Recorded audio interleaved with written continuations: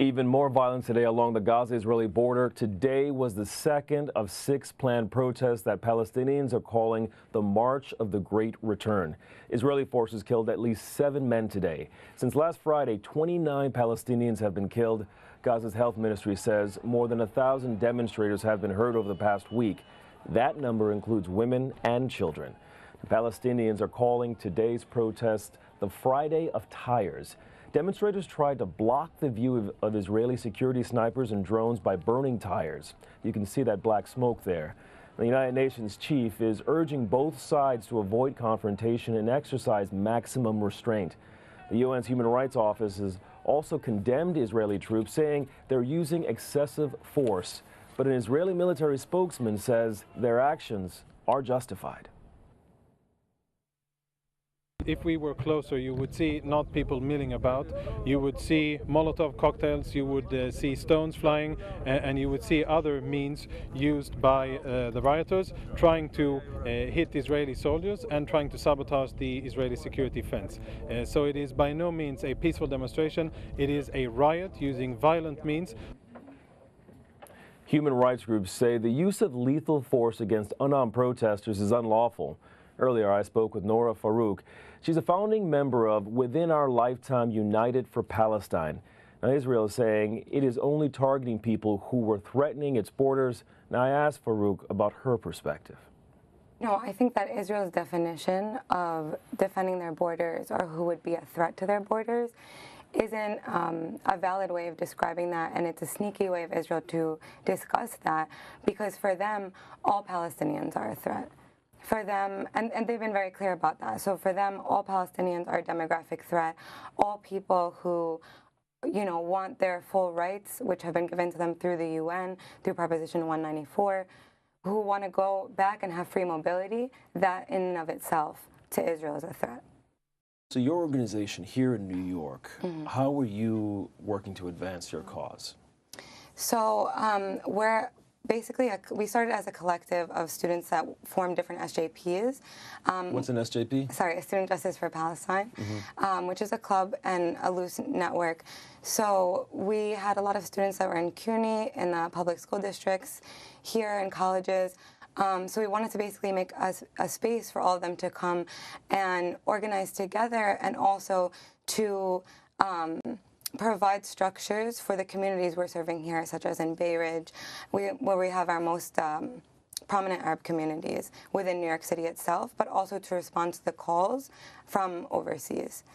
So this particular march, this particular protest is supposed to last for 6 weeks. Yes. So far, 18 people have already died. What do you foresee for the next 6 weeks? So the reason why it's going on for 6 weeks is because they went from Yom al-Ahad, which is Land Day in Palestinian, that's a holiday for us, to respect the land that is ours, and they want to go till Nakba Day. Nakba, in Arabic, it's called Nakba. In English, it means the catastrophe. It's the 1948 commemoration of 1948 expulsion of millions of Palestinians from their ancestral homes.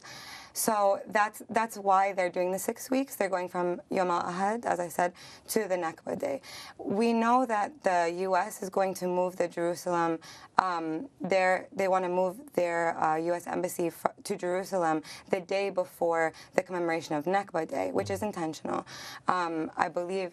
And it's a sensitive time, and it's a very, very hostile time. And I think that their intention is to say, this is a call from Palestinian civil society. This is a nonviolent call. This is a march. We're taking our rights that have been given to us by the UN, and we're just going to go. It's women, it's children, and they're just peacefully walking. I mean, this is a walk, and it's, I think, going to become a massacre, and is already. So 18 people are dead. You say that women, children, and families are going to do this, but you believe there's going to be even more bloodshed? I believe that for Israel, they truly believe that any act from Palestinian civil society is inherently a terrorist act, and this is how they're going to talk about it in the international community and on the mainstream news. And therefore, they're going to justify this unparalleled, display of violence from one of the most militarized countries in the world, one of the strongest militaries and armed militias in the world, which is the Israeli army. So they're calling this the Great March of Return. Israel Yes. is saying that most people who were killed were actually Hamas fighters. Can you break this down for us? Do you believe that that is true, that they were Hamas fighters, or is there a distinction between everyone else and these particular fighters? Yeah, no, I absolutely don't think that's true. I've noticed that over the years, Israel has talked about Palestinian civil resistance in this manner. Even in 2011, I'm pretty sure that on the same exact occasion, Palestinian refugees in camps there, which is where my father's family was in Lebanon as well, they went to the border just to camp, peacefully protest, and they were actually shot down in cold blood with Israeli snipers who were set up on the border. Israel has been amping up their armed artillery bases that surround the borders and has chosen to now further push their laws to implement laws that don't allow Palestinians to be around bordered areas. So they're increasing it already. Right before the protest, they started picking up their laws, picking up their crackdowns on civil resistance. And whenever they want an excuse kind of for using unnecessarily and unprecedented violence, they always say, oh, well, we had a target. They're all terrorists, they're all thugs. But this isn't the truth. I mean, you have to make a distinction between the civil society and organized and armed militia groups. So actually, all of the political groups in Palestine are not sponsoring this event. They're not tied to it. This was a call from Palestinian civil society to do what they've always wanted to do, which is just to walk back into their ancestral homes. It's a very peaceful action. There is no ulterior motive, and it's something that Palestinian society, especially in Gaza, has really been wanting to do. And at this point, I think they're just letting the people do it. But they need to. Thank you very much, Noura Farouq, with Within Our Lifetime United for Palestine. Thank you. Thank you.